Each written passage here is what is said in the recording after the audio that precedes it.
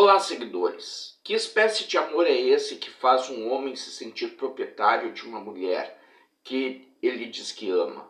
Que tipo de sentimento existe em alguém capaz de dizer à sua companheira uma frase tão clichê e tão perversa ao mesmo tempo, ao estilo: se você não for minha, não será de mais ninguém? Essa frase, seguidores, é um alerta para pessoas que sofrem um relacionamento abusivo, independente de qual seja a orientação sexual dela, ou até mesmo o gênero. Mas às vezes a situação extrapola o limite do aceitável. E quando isso ocorre, seguidores, algo terrível pode acontecer. E foi exatamente isso que aconteceu com Mércia Nakajima.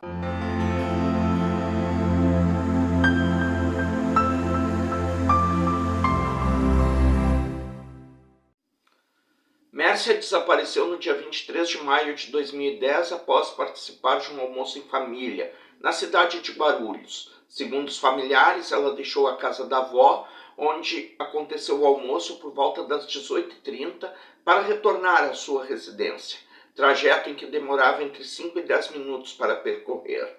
Ainda segundo esses mesmos familiares, antes de sair, Mércia recebeu um telefonema. Era seu ex-namorado e ex-sócio no escritório de advocacia, Misael Bispo de Souza.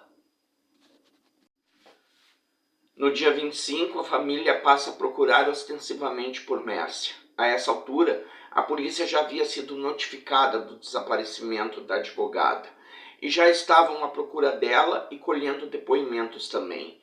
No dia 27, Misael vai à polícia para prestar seu depoimento de maneira espontânea.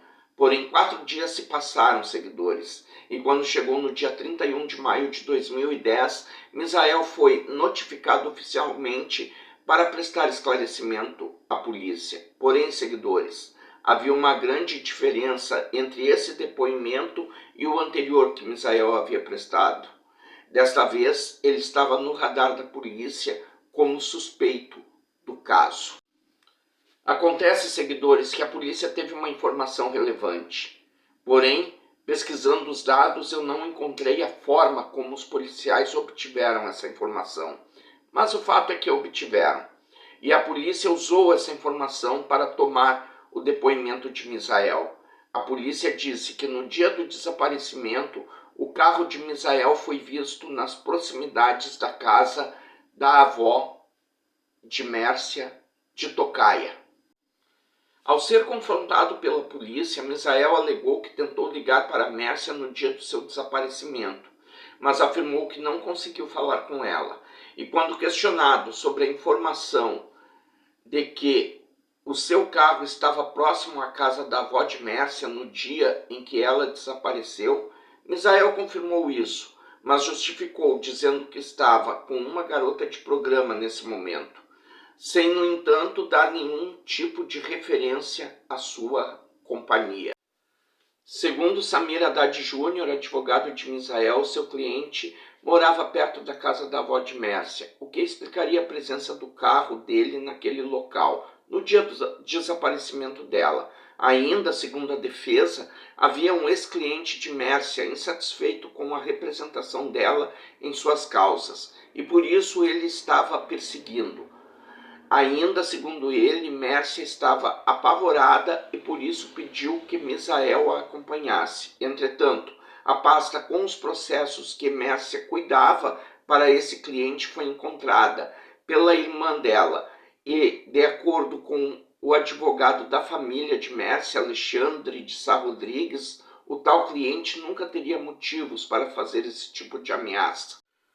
No dia 10 de junho de 2010, por meio de uma denúncia anônima feita diretamente à família da vítima, o carro de Mércia, um Honda Fit prata, foi encontrado na represa de Nazaré Paulista. O veículo estava submerso a uma profundidade de aproximadamente 6 metros. Tinha o vidro do motorista aberto e estava com os pertences da Mércia dentro dele. E no dia seguinte, seguidores, o corpo da Mércia foi encontrado também nessa mesma represa. O pai e o irmão da Mércia, o Márcio, fizeram o reconhecimento do corpo no local. Mais tarde, a testemunha que fez a denúncia anônima se identificou. Era um comerciante que estava pescando na represa no mesmo dia do desaparecimento de Mércia. Segundo o homem, ele ouviu gritos da mulher na noite do crime e viu um carro ser empurrado para dentro da água após uma pessoa descer de dentro dele. Segundo o delegado Antônio Deolim, que comandou a investigação, a testemunha estava do outro lado da represa, a uns 100 metros do carro de Mércia, e não teria consumido bebidas alcoólicas naquele dia. Conforme as investigações continuavam, um novo personagem apareceu nesse caso. Eu estou falando do vigia Evandro Bezerra da Silva, pois testemunhas disseram à polícia que dias antes do crime viram Misael conversando com ele. Investigando mais a fundo, a polícia descobriu que Evandro abandonou o trabalho depois do carro ser retirado da represa. A partir desse momento, Evandro passou a ser considerado tão suspeito quanto Misael nesse caso, e por isso teve a sua prisão preventiva decretada em 25 de junho de 2010. Porém, Evandro só foi preso em julho tentando fugir para o estado de Sergipe. Em seu depoimento, Evandro disse que combinou com Misael de buscá-lo na represa de Nazaré Paulista no dia 23 de maio de 2010, o mesmo dia em que Mércia desapareceu, mas depois mudou a versão negando o envolvimento no crime. No entanto, após ter sido preso em 2012, ele voltou a contar à polícia a mesma história de antes. E como a justiça é cega, mas enxerga no escuro, seguidores, a prova final que acabou incriminando Misael foi um pedaço de alga que apareceu presa em seus sapatos. Acontece, seguidores, que segundo a perícia, só existe um lugar em São Paulo que essa alga poderia ser encontrada, e esse lugar se chama Represa Nazaré Paulista. Segundo a polícia, Misael agrediu Mércia acertando um tiro no queixo dela. Depois disso, ela desmaiou. Misael então saiu do carro e o empurrou para dentro d'água, com Mércia ainda viva dentro do veículo. E desta forma, a morte de Mércia foi registrada por afogamento. De acordo com familiares e amigos de Mércia, ela não estava mais disposta a levar o relacionamento dos dois adiante. Inconformado com a separação, Misael passou a perseguir Mércia, para que os dois reatassem o namoro. Como Mércia se mostrou irredutível e não querendo retomar a relação, Misael a matou. Evandro foi preso em 9 de julho de 2010 em Aracaju, Sergipe, mas foi solto 30 dias depois por meio de um habeas corpus. Misael também foi preventivamente preso no dia 27 de julho de 2010 e igualmente solto no dia 5 de agosto do mesmo ano, através de um habeas corpus também, o que causou reclamação do Ministério Público em 9 de agosto de 2010 contra o Tribunal de Justiça de São Paulo. Em dezembro de 2010, ambos entraram para a lista de procurados da Polícia Civil de São Paulo, após a Justiça ter pedido novamente a prisão deles e ter decidido que eles iriam a júri popular. Misael se entregou à polícia em fevereiro de 2012 e Evandro foi preso em junho do mesmo ano. Em 15 de março de 2013, após 4 dias de júri que contou com a comunicação audiovisual na íntegra, Misael foi condenado a 20 anos de reclusão pela morte de Mércia Nakajima em regime inicialmente fechado. Porém, o advogado de acusação, Alexandre de Sá Rodrigues, recorreu da sentença por achar a pena muito branda, e assim a pena de Misael foi ampliada depois para 22 anos e 8 meses.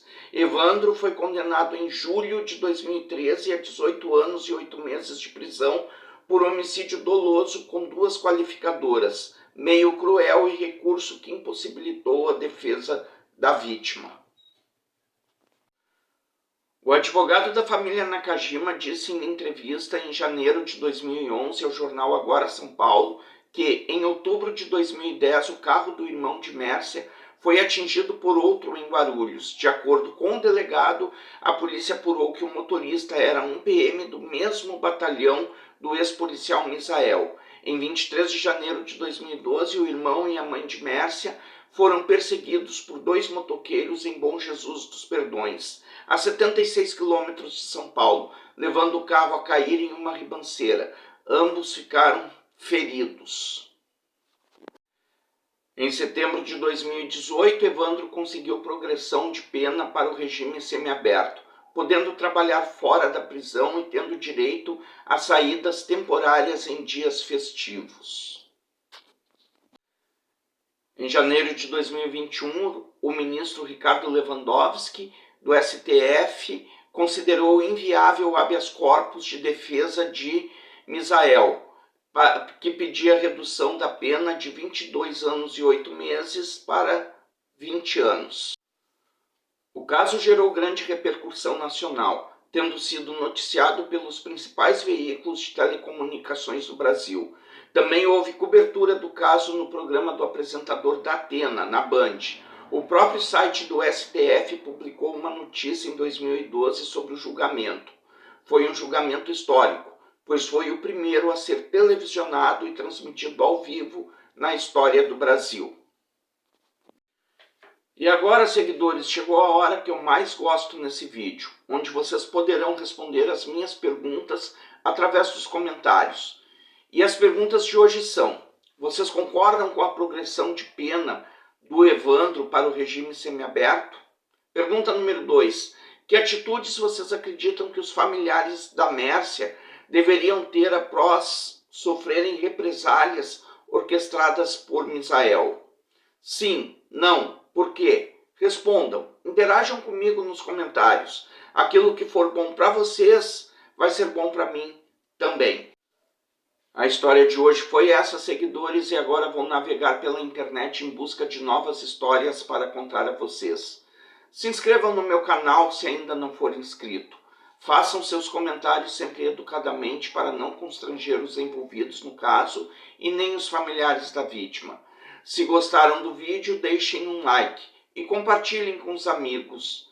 E não se esqueçam de ativarem o sininho para receberem as notificações de novos vídeos no canal.